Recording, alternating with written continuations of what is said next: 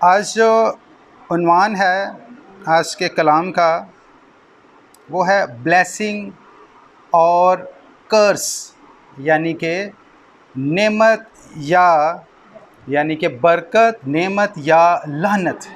ہم اپنی زندگی میں کیا چیز لے سکتے ہیں؟ تیسری چیز کی گنجائش نہیں ہے، تیسری چیز کی گنجائش بالکل بھی خدا کے کلام کے مطابق موجود نہیں ہے۔ کلام میں یہ مرقوم ہے کہ یا تو سرد ہو یا کیا ہو، گرم ہو، اور اگر تو نیم گرم ہوگا تو میں تجھے تھوک دوں گا، میں تجھے اگل دوں گا، یعنی کہ وہ اپنے پاس رکھنا پسند ہی نہیں کرتا۔ خدا کی زندہ کلام میں سے ہم پیدائش کی کتاب اور اس کا 13واں باب ہم لیں گے اور وہاں سے ہم کچھ سیکھنے کی کوشش کریں گے۔ کہانی کی صورت میں آپ کو اس کے بارے میں بتاتا ہوں۔ ابراہم تارا کا بیٹا تھا، 3 اس کے بیٹے تھے، تو ہم ان کے بارے میں آج سیکھیں گے خدا کی زندہ کلام میں سے۔ اب ابراہم کی ہم بات کریں گے اور دیکھیں گے کہ ابراہم نے اپنی زندگی کیسے گزاری، اور پھر اس کے ساتھ کلام میں لکھا ہوا ہے اس کا بھائی جو سفر پہ نکلے، اور اس کا نام کیا تھا؟ لوط۔ لیکن ہم جانتے ہیں بڑے اچھے طریقے سے کہ جو لوط ہے وہ ابراہم کا بھائی نہیں تھا، بلکہ وہ اس کا بھتیجا، یعنی کہ اس کے بھائی جو اس کا بھائی ہاران تھا اس کا بیٹا تھا۔ ہاران جو ہے وہ سب سے تینوں بھائیوں میں چھوٹا تھا۔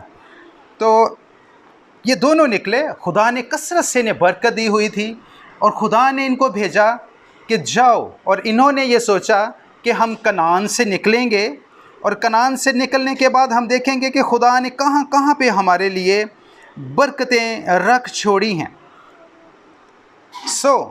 یہ لوگ جب نکلے ہیں سفر کے لیے، تو ان دونوں میں سے ہم جانتے ہیں کہ ایک شکار ہوا لعنت کا، اور ایک نے کیا پائی؟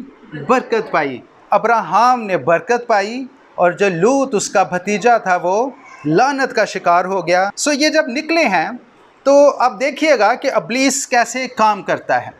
ان کے پاس بہت زیادہ پیسہ، یعنی کہ دولت ہم یہ کہیں گے کہ جائیداد ہم کہہ دیں، جو کس کی صورت میں تھی؟ پیسہ یا جائیداد یا دولت یا عمارت، یہ کس صورت میں تھی کہ ان کے پاس بہت زیادہ جانور تھے۔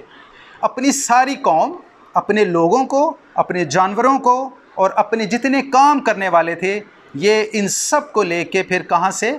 مسوپتامیہ سے یہ لوگ نکلے مصر کی طرف۔ جب یہ رستے میں تھے تو خدا کے کلام میں سے ہم یہ سیکھیں گے کہ ابلیس ان کے اندر آ گیا۔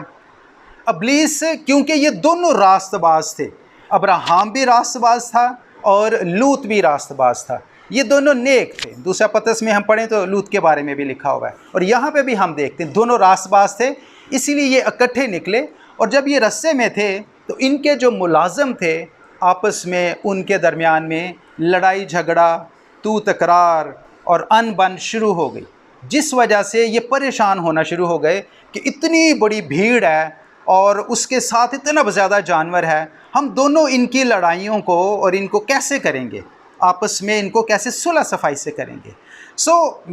جب یہ لوگ رستے میں تھے تو انہوں نے پھر اپنے جب پڑاؤ کیا، تو اس پڑاؤ میں ابراہم نے اور لوط نے اس چیز کا فیصلہ کیا کہ چلے ہم دیکھتے ہیں کہ ہم اپنی راہیں چینج کر لیتے ہیں اس سے پہلے کہ ہمارے درمیان میں لڑائی جھگڑا پھیلے، اور جو ہمیں خدا نے برکت، یعنی کہ اس نے جو نعمتیں دی ہوئی ہیں وہ کرسس میں بدل جائیں اور خدا کی ناراضگی نہ ہمارے اوپر آ جائے۔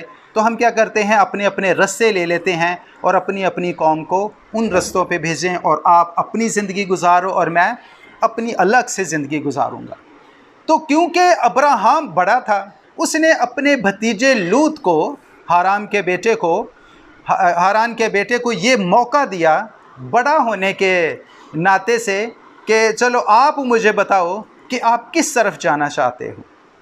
جب لوط نے اپنے دائیں بائیں چاروں طرف اس نے جب نظر دوڑائی، 13 باب میں ہم اس کو پڑھ سکتے ہیں، میں آپ کے لیے پڑھ نہیں رہا، تو لوط نے جب دور کی طرف دیکھا تو اسے ایک بہت خوبصورت منظر دکھائی دیا، بہت دور سے اسے بہت خوبصورت، بہت ہریالی، بہت درخت، اور اسے لگا کہ میں یہاں جاؤں گا تو یہاں تو مجھے بہت باغ ملیں گے، اور یہاں مجھے بنی بنائی چیزیں مل جائیں گی، مجھے زیادہ محنت نہیں کرنی پڑے گی، تو بہتر ہے کہ مجھے جو جگہ بتائی گئی آپشن، میں یہ کہتا ہوں کہ یہ والی جگہ مجھے دے دے، اس طرف میں چلا جاتا ہوں۔ تو اس نے کہا اپنے چچا کو، اپنے تایا کو ہم کہہ دیں گے کہ اس نے کہا کہ میں اس طرف جانا چاہتا ہوں۔ اور ہم جانتے ہیں تاریخ کے اوراق، اگر ہم بائبل کو پڑھیں، پیدائش پڑھیں، تو وہ علاقے کون سے تھے؟ سدوم اور عمورہ۔ سدوم اور عمورہ ہم جانتے ہیں بہت مشہور ہیں یہ علاقے خدا کے قہر ہونے کی وجہ سے۔ تو دور سے جب اس نے دیکھا تو کیا تھا وہاں پہ؟ سرسبز جگہ تھی، ہریالی تھی۔ اسے دور سے نظر آتا تھا کہ کیونکہ یہاں پہ سبزہ ہے، یہاں پہ اس کا مطلب یہ ہے کہ جانور بھی ہوں گے، یہاں پہ میرے جو جانور ہیں وہ چر بھی سکیں گے، یہاں پہ شیلٹر بھی ہوگا، اگر بارش ہوگی تو میں اپنی پناہ لے لوں گا، اگر دھوپ پڑے گی تو میں اپنی پناہ لے لوں گا، اپنے آپ کو بچا لوں گا، تو بہتر ہے کہ میں اس علاقے کو میں چن لوں۔ تو اس نے سدوم اور عمورہ کا علاقہ چن لیا۔ اور میں آپ کو یہ بات بتاؤں کہ جب سدوم اور عمورہ کی طرف وہ لوگ گئے ہیں، یعنی کہ لوط، اس کی بیوی، اس کی اولاد اور اس کے سارے جو اس کے ساتھ اس کے لوگ تھے، اور اس کے جانور، اور کیا اس کے جو ملازم نوکر تھے۔ 5 علاقے ہیں بائبل میں، ان کا 2 کا ذکر ہے، سدوم اور عمورہ کا، شروع سے آخر تک۔ تو یہ 5 علاقے تھے، لیکن یہ لوگ ان 2 علاقوں میں، سدوم اور عمورہ، کیونکہ بائبل میں ہسٹری میں مشہور ہیں، اور یہ لوگ وہاں پر گئے۔ اس کے بعد جو 2 اور ہیں وہ عمورہ ہے، سدوم ہے، اور ادمہ ہے، اور زبیان اور صغر، یہ 5 علاقے ہیں جو وہاں پر موجود ہیں۔ اب میں آپ کو بتاؤں کہ اس کو پتہ نہیں تھا، کلام کے مطابق میں آپ کو بات بتاؤں کہ وہ میں جب ٹیچنگ کرتا تھا تو میں بچوں کو پڑھاتا ہوتا تھا کہ ہر چمکنے والی چیز سونا نہیں ہوتی، ٹھیک ہے؟ Every thing that گلٹرز is not gold. ہر چمکنے والی چیز سونا نہیں ہوتی۔ ہر چیز جو خوبصورت نظر آ رہی ہوتی ہے وہ ظاہری طور پر تو خوبصورت ہو سکتی ہے، لیکن شاید جب ہم اپنے آپ کو اس کی طرف بڑھائیں تو وہ ویسی خوبصورت ہمیں نہ دکھے۔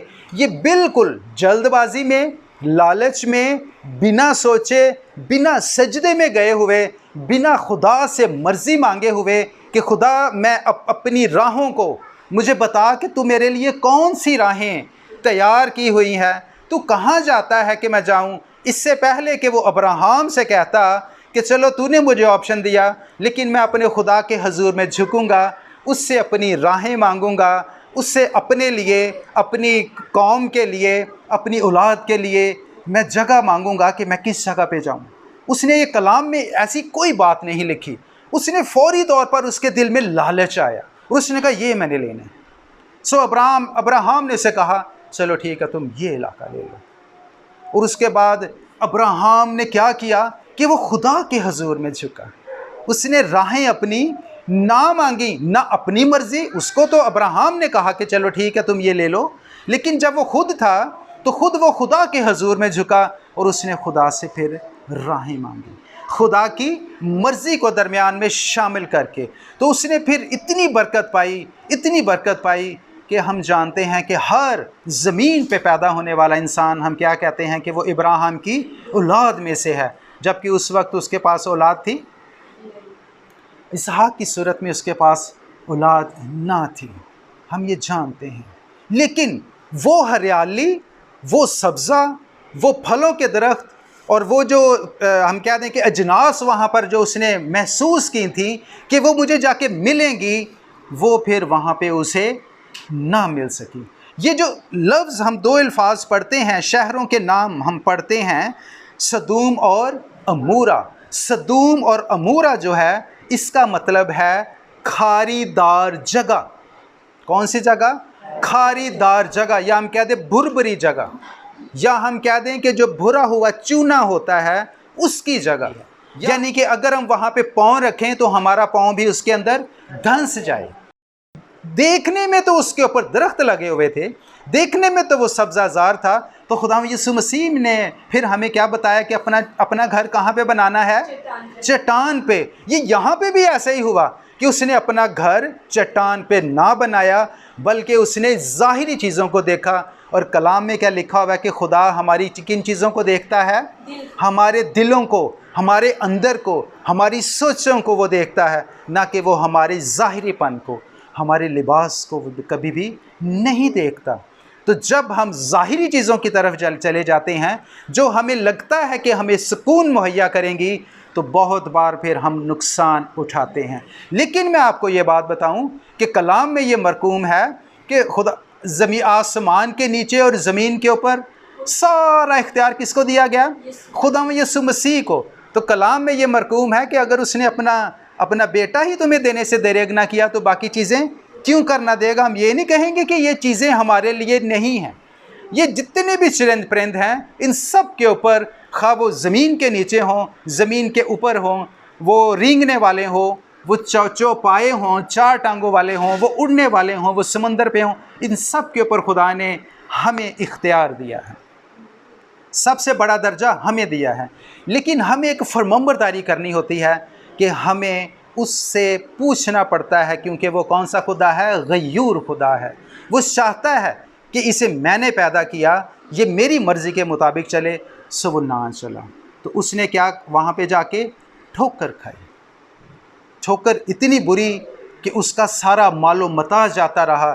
جب وہ وہاں پہ گیا تو اسے کیا نظر آیا کہ یہ تو برائی کا اور گناہ کا گڑھ ہے، اور نہ صرف وہ ظاہری دلدل میں، ظاہری نرم مٹی میں جہاں پھنس جاتے ہیں پھنسا، بلکہ وہاں پہ گناہ بھی وہاں پہ کثرت سے تھا، اور جو بندہ وہاں پہ جاتا وہ وہاں کے لوگ، وہاں کے باشندے، ہم پڑھتے ہیں کہ انہوں نے تو خدا کے فرشتوں کو بھی نہ چھوڑا۔ تو وہ اتنی گناہ سے آلودہ، لبریز، اٹی ہوئی، بھری ہوئی جگہ تھی۔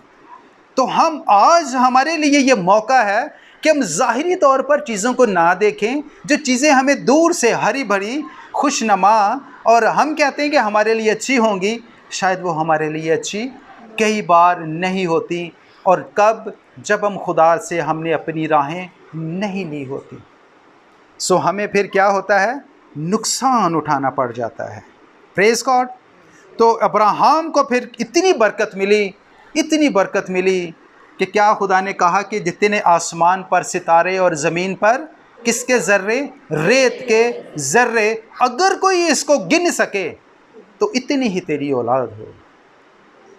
اتنی بڑی برکت دی خدا نے اسے۔ اور آج ہر کسی کو جو خدا کے حضور میں، جو پاکیزگی میں، جو خدا کے کلام کے مطابق اپنی زندگی گزار کے خدا کے پاس واپس لوٹتا ہے، تو ہم کیا کہتے ہیں؟ کس کی گود میں گیا؟ ابراہیم کی، اپنے باپ ابراہیم کی۔ لوط کا تو کوئی اس صورت میں نام بھی نہیں لیتا۔ پریز گاڈ۔ ہم دیکھتے ہیں کہ اگر ہم نئے عہد نامے میں آئیں تو ہم خدا یسوع مسیح کے 2 شاگردوں کی بات کریں گے۔ میں وہاں پہ آؤں گا اور وہاں سے میں آپ کو بتاؤں گا کہ خدا کے زندہ کلام میں 2 لوگ ایسے ہیں جنہوں نے اپنی راہیں چنی، اور ان میں سے ایک نے برکت پائی اور ایک لعنت کا شکار ہو گیا۔ وقت عزیزوں بہت گزر چکا، یعنی کہ نئے پرانے عہد نامے سے ہم جانتے ہیں بہت سے سال جو ہیں، کئی 100 سال گزرے۔ تو میں نے پچھلے 1-2 سنڈے پہلے میں نے آپ کو بتایا تھا کہ ملاکی کی کتاب، جو کہ پرانے عہد نامے کی آخری 39ویں ایک کم 40ویں کتاب ہے، اس کو لیں اور پھر ہم نئے عہد نامے کی طرف آئیں۔ متی رسول کی معرفت لکھی گئی، جو پہلی 4 اناجیل ہیں، 4 اناجیل کی پہلی کتاب متی، اس کے درمیان میں کتنا فاصلہ ہے؟ 400 سال کا فاصلہ ہے۔ تو وہ 400 سال نے کیا ہمیں سکھایا تھا؟ کہ لوگ خدا سے بہت زیادہ دور ہو گئے تھے۔ میں اب آپ کو بتاتا ہوں کہ جب 2 شاگرد، ایک کا نام پطرس اور دوسرے کا نام یہودا اسکریوتی، گرچہ خدا یسوع مسیح کے کتنے شاگرد تھے؟ 12 شاگرد تھے، اور ان میں سے 4 شاگرد ایسے ہیں جن کا کثرت سے بائبل میں نام ملتا ہے۔ 4 کا آپ دیکھیں گے، آپ خود بائبل پڑھ رہے ہیں، آپ کو پتہ ہے کہ 12 شاگردوں کا نام ہمیں نہیں نظر آتا۔ تو برکت وہی پاتا ہے جو اپنے آپ کو پورے دل سے، پوری جان سے، پوری طاقت سے، پوری قوت سے خدا کے ساتھ جوڑے رکھتا ہے۔ ہم اگر خدا کے زندہ کلام میں سے دیکھیں تو ہم دیکھتے ہیں کہ یہ جو 4 تھے یہ 2 بھائی تھے. ایک تو تھا پطرس اور اس کے بھائی کا نام کیا تھا؟ اندریاس. یہ 2 لوگ یہ کیا کام کرتے تھے؟ یہ مچھیرے تھے. اور 2 اور لوگ تھے جو ان کے ساتھ ہی کام کرتے تھے. ان کا نام کیا تھا؟ ایک کا نام یعقوب اور دوسرے کا نام اس کا بھائی یوحنا. یہ دونوں کس کے بیٹے تھے؟ زبدی کے بیٹے تھے. اور ان کی والدہ کا نام سلومی جو کہ مقدسہ مریم کی سگی بہن تھی. یعنی کہ یہ خداوند یسوع مسیح کے اس کو اردو میں بولتے ہیں مسیر تھے، ماسی کے بیٹے، خالہ کے بیٹے تھے. سو ان کے کزن تھے خداوند یسوع مسیح کے یہ. اور جو پطرس جو تھا اور اس کے علاوہ جو اندریاس تھا ان کے باپ کا نام بھی یوحنا تھا. جو یعقوب اور جو یوحنا تھے جو زبدی کے بیٹے تھے اور سلومی کے بیٹے تھے، یہ دونوں یہ اچھے خاصے امیر خاندان تھے. اور ان کا کاروبار کیا تھا؟ یہ کاروبار کرتے تھے، مچھلیوں کا کاروبار. مچھیرے تھے. یہ کسی کے لیے مچھلیاں نہیں پکڑتے تھے، ورنہ ہم کہتے ہیں کہ یہ کام کرتے تھے.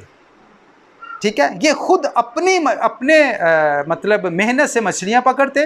اور اسی طریقے سے اندریاس اور یہ بھی دونوں بھائی تھے، یہ بھی 2 بھائی تھے، وہ بھی 2 بھائی تھے. یہ بھی مچھلیاں پکڑتے تھے، یہ بھی کاروبار کرتے تھے، اور وہ بھی دونوں کاروبار کرتے تھے. یہ 4 خداوند یسوع مسیح کے ساتھ کثرت سے پائے گئے. اور ان میں سے بھی اندریاس کا ذکر کم ملتا ہے. آپ کے تھوڑا سا جنرل نالج کے لیے میں بتا رہا ہوں، ہمارے کلام کا حصہ نہیں ہے. اور 3 اگر ہم لیں پطرس کو، یعقوب کو اور یوحنا کو، یہ تینوں ہمیں جگہ جگہ خداوند یسوع مسیح کے ساتھ نظر آتے ہیں. جیسے کہ جب یائر کی بیٹی مر گئی 12 سال کی، تو جب یہ وہاں پہ گئے تو اس وقت بھی خداوند یسوع مسیح کے ساتھ کون تھا؟ پطرس تھا اور یعقوب تھا اور یوحنا تھا. اور پطرس کہا یہ جاتا ہے کہ سب سے بڑا تھا، اور یوحنا جو ہے وہ شاگردوں میں سب سے چھوٹا تھا. اس کی عمر ابھی 20 سال کی بھی نہ تھی، 18 سے 19 سال تک کی عمر کا. اور جب خداوند یسوع مسیح مصلوب ہوئے تو تب یوحنا کی عمر تقریباً 20 سال یا 19 سال تھی. اس کا مطلب ہے کہ 3 سال پہلے جب خداوند یسوع مسیح نے اسے چنا تو وہ جسٹ 17 یا 18 سال کا تھا، بالکل نوجوان تھا وہ.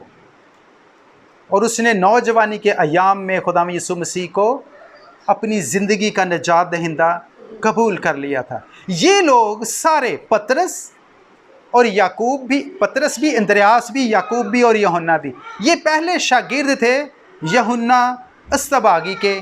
استباغی کا مطلب کیا؟ بپتسمہ دینے والا، جس کو ہم بولتے ہیں یوحنا بپتسمہ دینے والے کے یہ شاگرد تھے. یہ اس کے ساتھ چلتے تھے کیونکہ اس نے پھر ان کو تعلیم دی خداوند یسوع مسیح کی. تو پھر اسی وجہ سے انہوں نے بالکل بھی خداوند یسوع مسیح کو قبول کرنے میں اور خداوند یسوع مسیح کی شاگردیت میں آنے میں دیر نہ کی. ایک بار خداوند یسوع مسیح نے کہا تو یہ اپنے جال، اپنی مچھلی، اپنی کشتیاں چھوڑ کے خداوند یسوع مسیح کے پیچھے ہو لی. پریز گاڈ. اور یہ 4 جو تھے، میں نے ان کا ذکر کیوں کیا کہ خداوند یسوع مسیح کو ان سے بہت زیادہ پیار تھا. اگر ہم تاریخ کی کتابیں پڑھیں تو ہمیں پتہ چلتا ہے کہ سب سے زیادہ پیار خداوند یسوع مسیح یوحنا سے کرتے تھے. اور جو سب سے زیادہ ووکل جو تھا، سب سے زیادہ بولنے والا جو تھا، وہ تھا پطرس. جو شیلا پن ہونا خداوند کو پسند آتا ہے. اس لیے آپ جب بھی نئے عہد نامے میں پطرس کا نام پڑھیں گے، پطرس کا ذکر پڑھیں گے، جس کو میں بار بار پطرس کہہ رہا ہوں، دراصل اس کا اصل نام کیا تھا؟ شمعون. شمعون کا مطلب ہوتا ہے سننے والا، ہیرر. لیکن خداوند یسوع مسیح نے اس کا نام کیا رکھا؟ پطرس. پطرس جو ہے یہ 2 نام اس کے رکھے گئے تھے 2 زبانوں کے لحاظ سے. ایک یونانی جس میں پطرس اور دوسری آرامی زبان تھی. پطرس کو آرامی زبان میں کیفا کہا جاتا تھا. نام مطلب ایک ہی تھا. ہم نے ابھی پڑھا کہ پطرس کا جو شمعون کا مطلب کیا تھا؟ شمعون کا مطلب ہیرر، سننے والا. لیکن جو اگر ہم پڑھیں پطرس یا پھر ہم کیفا پڑھیں تو اس کا مطلب ہے پتھر، ستون. اور اگر ہم پتھر اور ستون کی بات کریں، میں آپ کو آنے والے کچھ دنوں میں ضرور پطرس کے اوپر پورا کا پورا میسج میں آپ کو سناؤں گا، تو پھر ہم اس کی تفصیل میں جائیں گے کہ خداوند یسوع مسیح نے اس کا نام چٹان یا پتھر کیوں رکھا تھا. یہ ہم آگے جا کے پڑھیں گے پھر کسی دن اس کے اوپر، تاکہ وقت ہمارا تھوڑا سا سیو ہو جائے۔ ان 4 کے علاوہ چلو 3 میں نے کہا لگائیں، کیونکہ اندریاس کا بھی آپ کو ذکر نہیں زیادہ ملتا، تو چوتھا بندہ ایسا تھا جس کو خداوند یسوع مسیح بہت پیار کرتے تھے، وہ تھا کون؟ یہودا اسکریوتی، جس نے اسے پکڑوا دیا تھا، اس کو بیچ دیا تھا۔ کتنے سکوں کے عوض؟ محض 30 سکوں کے عوض اس نے خداوند یسوع مسیح کو بیچ دیا تھا۔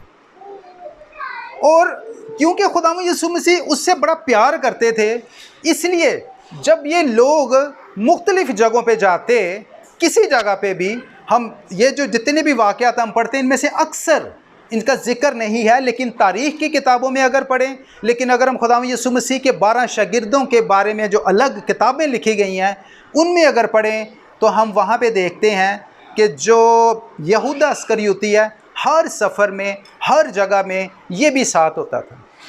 جب وہ 2 واقعہ تھا مچھلیوں اور روٹیوں کے پڑھتے ہیں، وہاں پہ بھی یہ ساتھ تھا۔ جب ہم لازر کے گھر دعوت تھی ہم دیکھتے ہیں، یہ وہاں پہ بھی موجود تھا۔ اور یہ جب مختلف جگہوں پہ اور بھی جاتے تو یہ ساتھ ہوتا۔ خداوند یسوع مسیح نے اسے بنایا تھا خزانچی، اس کے پاس پیسے آتے تھے، اب اس نے روز پیسے گننے ہیں اور دیکھ دیکھ کے تو منہ میں پانی آنا کہ یہ میرے کو ہی آ جائیں۔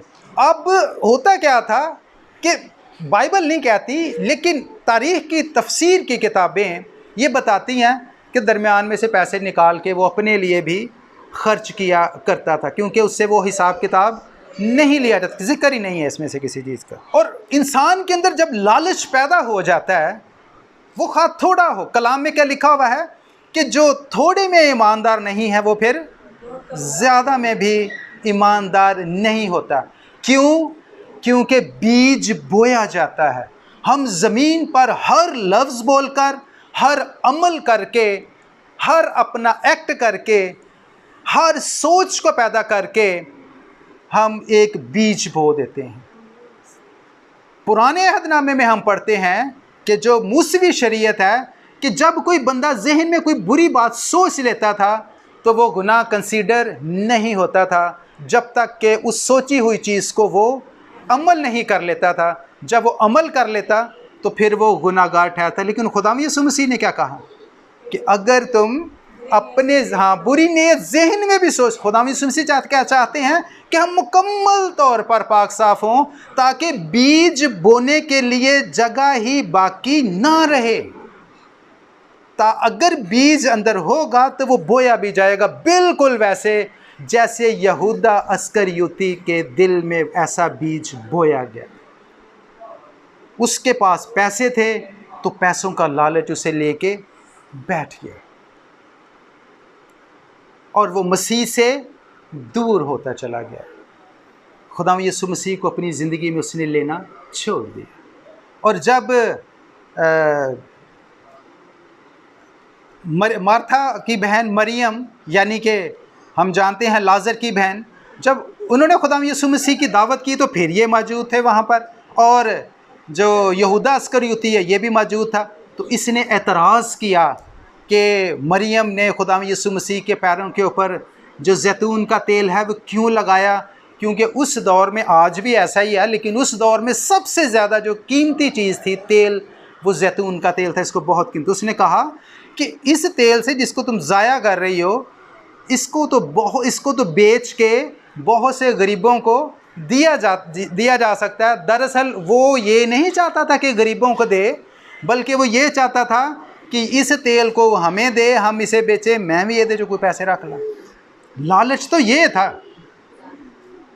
تو یہ چیزیں اس کے دل کے اندر پنپ چکی تھیں، یہ بیج جو ہے بویا جا چکا تھا، اور اس بیج کے وسیلے سے ابلیس نے اس کے دل میں اپنا گھر کر لیا تھا۔ اور اسی طرح سے جو پطرس ہے، پطرس نے بھی ہم جانتے ہیں کہ اس سے بھی گناہ ہوا۔ یہودا اسکریوتی نے گناہ کیا، اس نے خداوند یسوع مسیح کو بیچ دیا، اور پطرس نے کیا کیا کہ خداوند یسوع مسیح کا انکار کیا۔ خداوند یسوع مسیح نے اس نے کہا کہ میں تو کبھی بھی نہیں انکار کروں گا، جو شیلا پڑا تھا نا یہ تو ہو ہی نہیں سکتا یسوع۔ لیکن ہم جانتے ہیں کہ خداوند یسوع مسیح نے کیا کہا کہ مرغ کی بانگ دینے سے دینے سے کتنی بار؟ 3 بار تو میرا انکار کرے گا۔ اور بالکل ویسا ہی ہوا کہ جب وہ وہاں پر گیا تو وہ کیا کرتا تھا؟ میں آپ کو ایک بات بتاؤں، آج تھوڑی سی بتاؤں گا کہ 2 زبانیں پطرس کو آتی تھیں، ایک اس کو ارامی آتی تھی اور یونانی بھی اس کو آتی تھی۔ اور جب یہ خداوند یسوع مسیح کے ساتھ پھرتا تھا اور یہ سارے جاتے تھے، تو ہمیں پتہ ہے کہ یہودی ہر وقت پتھر لے کے ہاتھ میں پھرتے رہتے تھے، تو وہ دیکھتے تھے کہ یہ ارامی زبان بولتا ہے، تو اس دن بھی وہ انہیں کہتے ہیں کہ یہ بھی ان میں سے ایک ہے، کیونکہ یہ بھی ان کی ہی بولی بولتا ہے، کیونکہ یہ ارامی زبان میں خداوند یسوع مسیح گفتگو کرتے تھے، لیکن جو پورے علاقے کی بڑی زبان تھی وہ کون سی تھی؟ یونانی زبان تھی۔ جیسے ہم کہتے پورے پاکستان میں اردو بولی جاتی ہے اور پنجاب میں پنجابی بولی جاتی ہے، ہمارے ارد گرد اگر کوئی پنجابی بولے گا تو ہم کہیں گے اے تھے دئی، اور اگر ہم اردو بولیں گے ہم کہہ سکتے ہیں شاید کہیں پاکستان کے دوسرے حصے سے بھی ہو سکتا ہے۔ تو اس لیے وہ کہتے تھے کہ ارامی، لیکن اس نے 3 بار خداوند یسوع مسیح کا انکار کیا۔ لیکن جب مرغ نے بانگ دی تو وہ باہر نکلا اور وہ خدا کے حضور میں جھک گیا، اور وہ پھر چیخ چیخ کے رویا، اس نے ماتم کیا، اس نے کہا کہ خدایا میرے سے تو غلطی ہو گئی، میں نے تو بہت دعوے کیے تھے کہ میں تیرے ساتھ ہوں۔ آج ہم بھی دعوے کرتے ہیں، آج ہم بھی خدا کے حضور میں، ایسا تو چلو ممکن نہیں ہے کہ ہم اسے بیچ ہی ڈالیں، لیکن ہم اسے بیچ بھی ڈالتے ہیں جب ہم اس کے احکام کے مطابق نہیں چلتے، جیسا اس نے کہا جب ہم اس کے مطابق زندگی نہیں گزارتے۔ تو میں نے جیسے آپ کو پہلے کہا کہ رستے 2 ہی ہیں، یا برکت ہے یا پھر لعنت ہے۔ لوط لعنت کے انڈر چلا گیا اور ابراہیم نے برکت پائی۔ یہاں پر یہودا اسکریوتی کیا ہوا؟ لعنت حاصل کی، اور دوسرا بندہ جو برکت جس نے ابھی پانی ہے اس نے بھی ابھی مسیح کا انکار کیا ہوا ہے۔ لیکن عزیزو، جب ہم خطا کر لیتے ہیں تو ہمیں خدا کے حضور جا کے معافی مانگنی چاہیے، اپنے گناہوں کا، اپنی غلطیوں کا اقرار کرنا چاہیے، تو وہ معاف کرنے کی قدرت رکھتا ہے۔ اور وہ کیا کہتا ہے کہ ہر ایک جان کہ توبہ کرے، اس کی نوبت کہاں تک پہنچے؟ توبہ تک پہنچے۔ اب اس کے دل میں وہ سچائی آ چکی ہے، اب وہ خداوند یسوع مسیح کو پہچان چکا ہے، اپنی پرانی زندگی کو بھول چکا ہے، اب وہ نیا پطرس بن گیا ہے۔ تو آئیں آج ہم سیکھتے ہیں کہ ہمیں لوط کی طرح ظاہری خوبصورتی پہ نہیں جانا، ہمیں گناہ اور دولت کو یا پیسے کو ان دونوں نے سامنے رکھا اور یہ قرض کا شکار ہوئے۔ لیکن ہم جانتے ہیں کہ ابراہیم نے بہت برکت پائی، پطرس نے بہت برکت پائی۔ تو ہم آئیں، ہم اپنے آپ کو آج تیار کریں کہ ہم پطرس کی طرح اپنے آپ کو بنائیں۔ اگر ہماری زندگی میں کوئی خطا ہو چکی اور اگر آج بھی ہے تو اس کو پیچھے کر کے ہم خداوند یسوع مسیح کو اپنے دلوں میں بٹھائیں، تاکہ ہم وہ ساری برکتیں حاصل کریں جن کے پیچھے ہم ہمیشہ بھاگتے رہتے ہیں۔ خداوند آپ کے ساتھ۔ پریز گاڈ۔